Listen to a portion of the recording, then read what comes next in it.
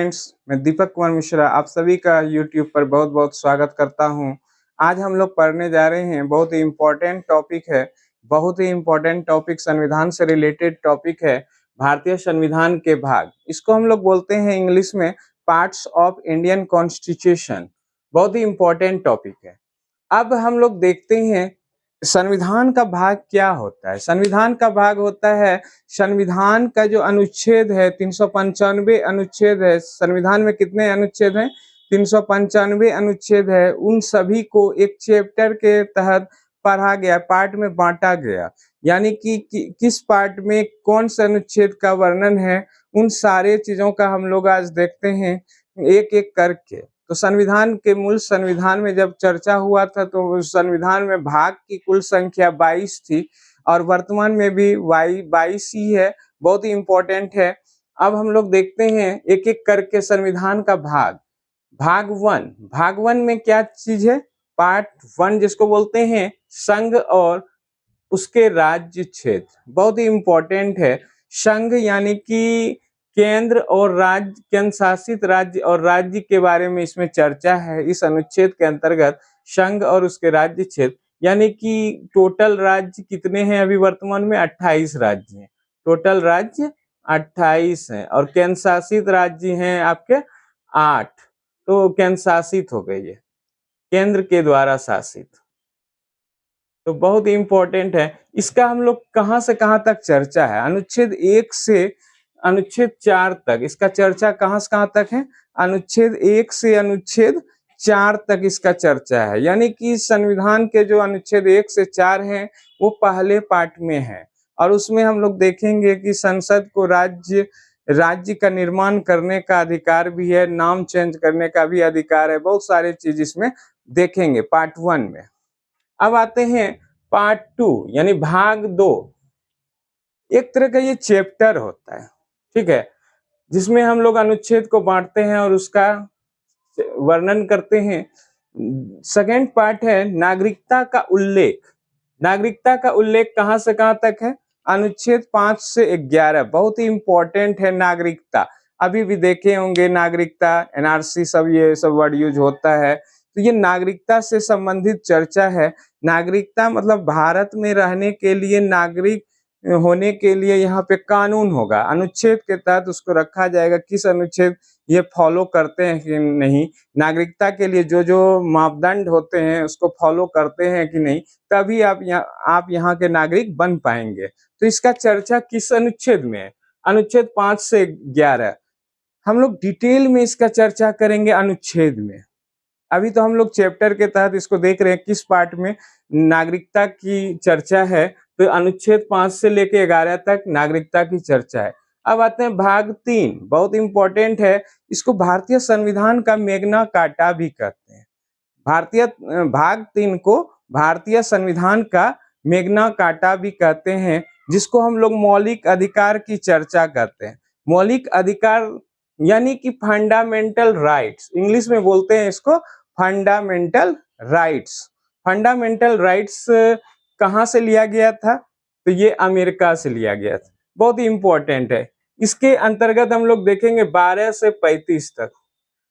इसका जो अनुच्छेद है होगा 12 से 35 तक। उसमें हम लोग फंडामेंटल राइट्स हमको क्या क्या मिला है वो सारे चीज देखेंगे हम लोग। धर्म के आधार पे वो सारा जो फंडामेंटल, स्वतंत्रता क्या है, समानता क्या है, ये सारे चीजों का हम लोग चर्चा देखेंगे 12 से 35 तक। इसी में हमको देखेंगे हाई कोर्ट और यहाँ पे सुप्रीम कोर्ट 32 के अनुसार सुप्रीम कोर्ट है और हाई कोर्ट जो रिट जारी करेगी वो 226 के अनुसार। क्लियर है? नेक्स्ट है उसको संवैधानिक उपचारों का अधिकार कहते हैं, यानी कि जनता के मौलिक अधिकार का अगर हनन हो रहा है तो अनुच्छेद 32 के अनुसार हम लोग जा सकते हैं सुप्रीम कोर्ट और 226 के अनुसार हाई कोर्ट। क्लियर है? ये सब हम लोग अंदर में इसका डिटेल से चर्चा करेंगे। जब अनुच्छेद पढ़ेंगे तो उसको डिटेल से चर्चा करेंगे।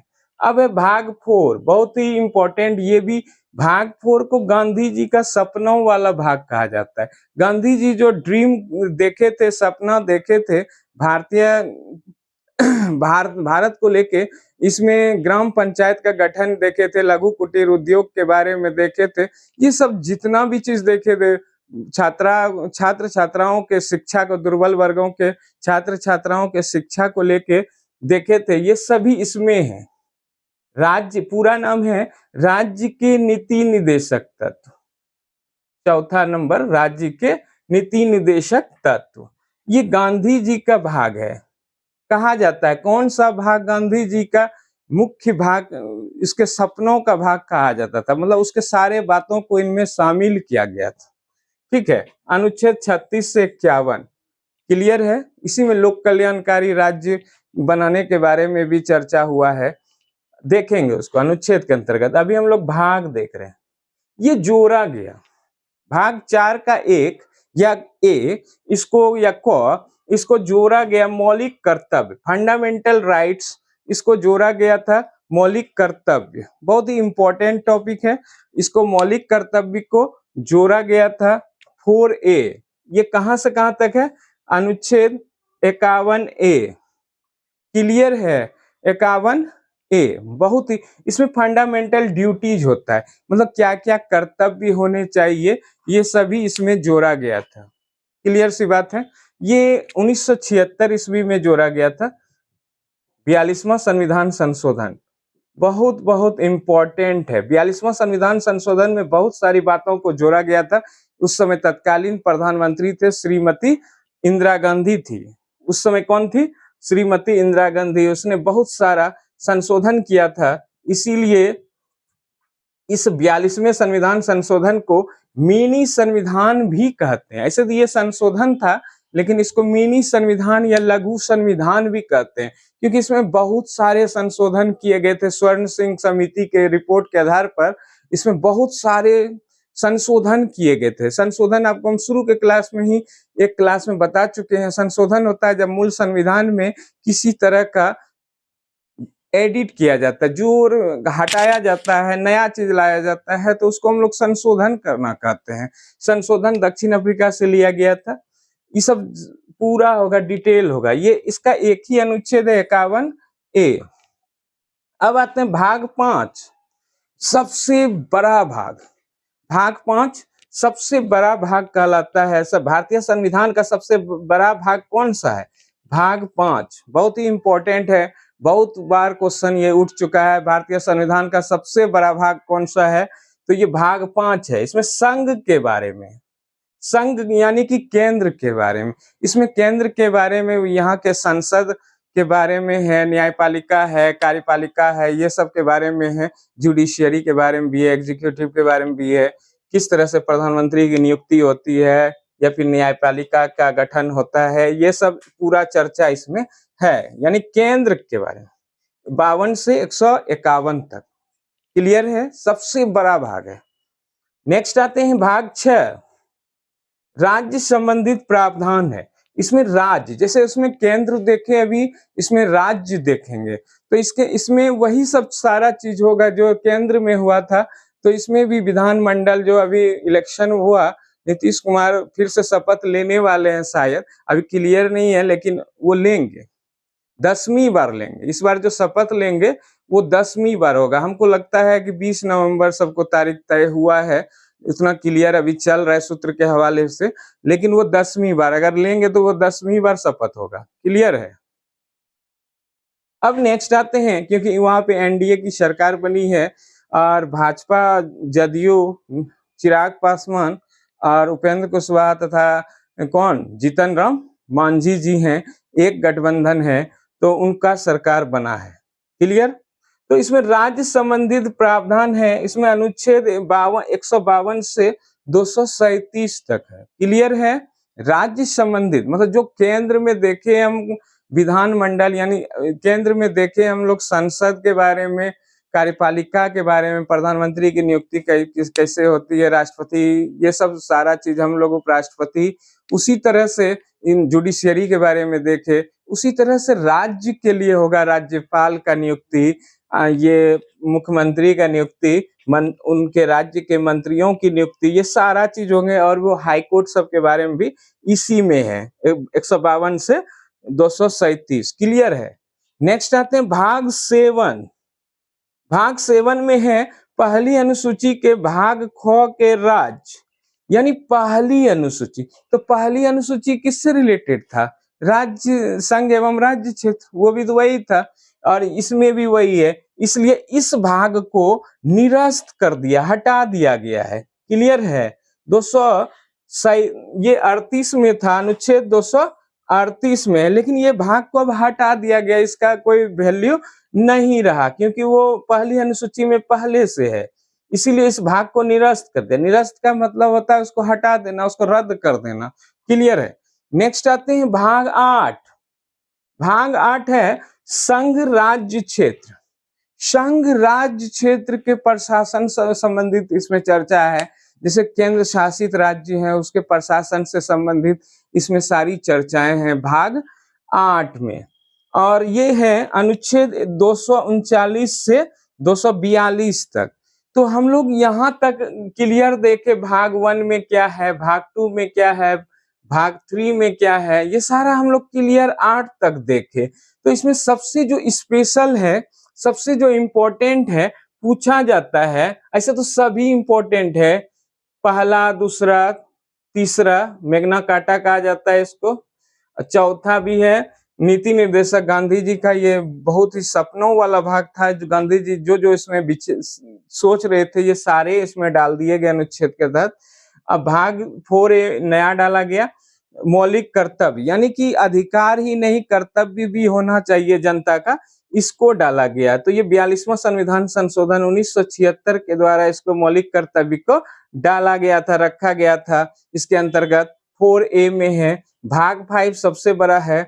भाग 6 जो है राज्य संबंधित प्रावधान है, ये सब क्लियर हम लोग 152 से 237 तक है। भाग 7 जो है पहली अनुसूची के भाग ख के राज्य हैं 238 तक, लेकिन इसको हटा दिया गया। यानी कि पूछा जाता है क्वेश्चन, कौन से भाग को निरस्त किया गया? तो भाग 7। क्लियर है?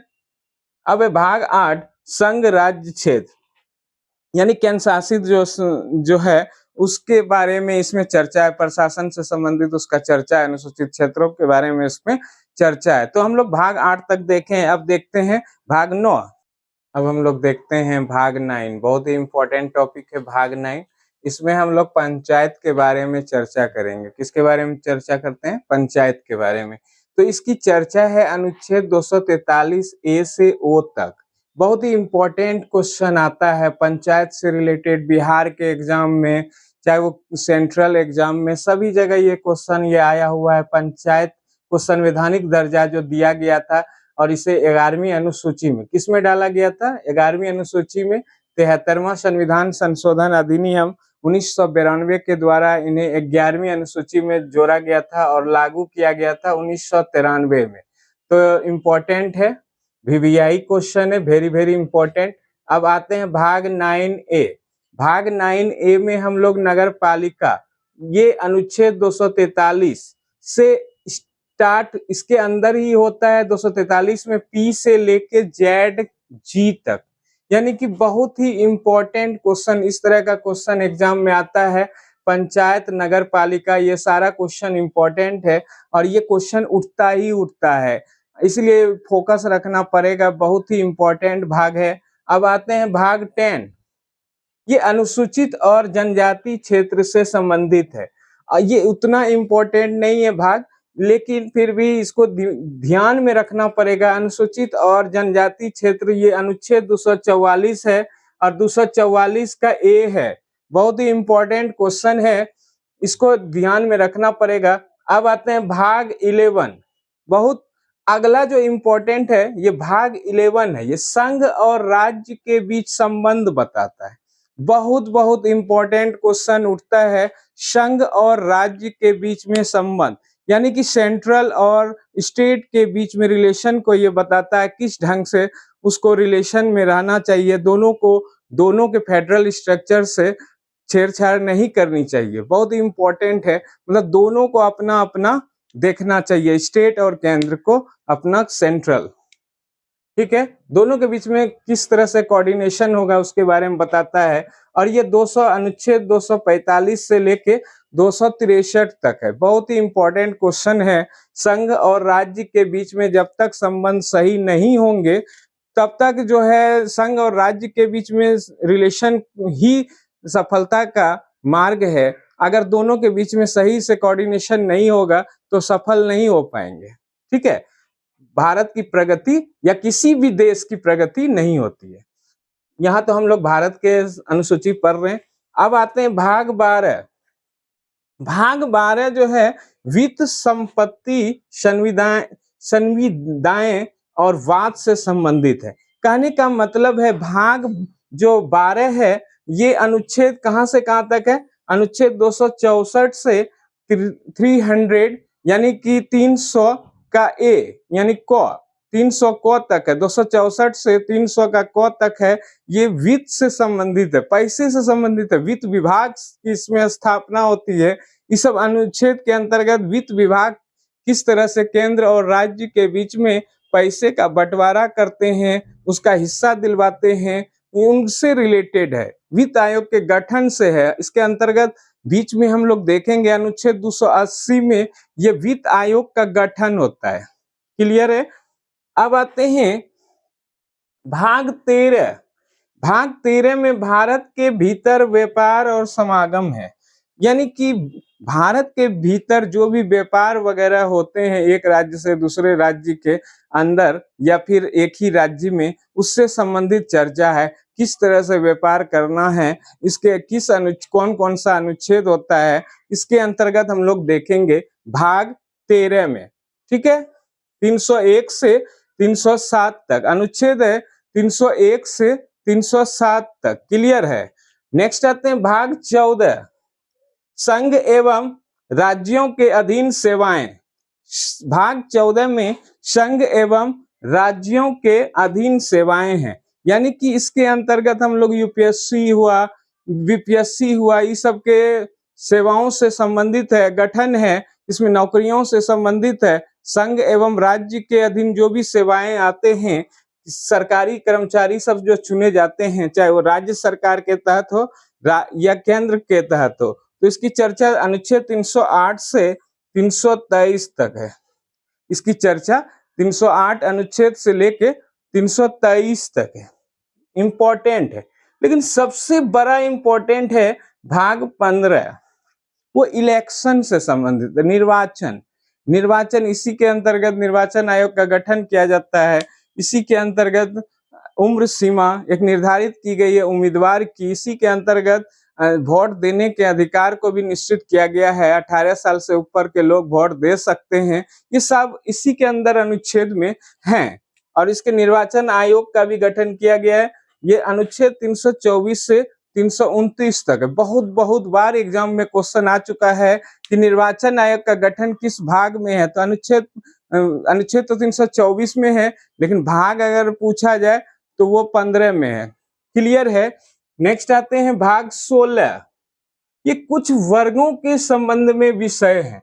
यानी कि कुछ वर्गों जैसे ओबीसी वगैरह वर्ग हुए, एससी एसटी, यानी कुछ दुर्बल वर्गों, ये दुर्बल वर्ग से रिलेटेड है, वीकर सेक्शन से रिलेटेड है। उसके संबंध में क्या क्या प्रावधान होना चाहिए, उससे रिलेटेड ये भाग है। अनुच्छेद यहाँ पे आते हैं 330 से 342। बहुत इंपॉर्टेंट है भाग 16। तो इसको हम लोग अच्छे से देखेंगे और विद्यार्थी लोग को अच्छा से, ये सब बहुत ही इंपॉर्टेंट है और विद्यार्थी लोग अच्छे से पढ़िए। और आप लोग पढ़ते भी बहुत अच्छे से हैं, वो तो देखते ही हैं, इधर उधर देखना नहीं है, तो पढ़ाई करना है। बहुत ही इंपॉर्टेंट टॉपिक है, इधर उधर देखने से ध्यान भटकेगा। इसीलिए आप लोग अच्छे से पढ़ाई कीजिए और सक्सेस को पाइए।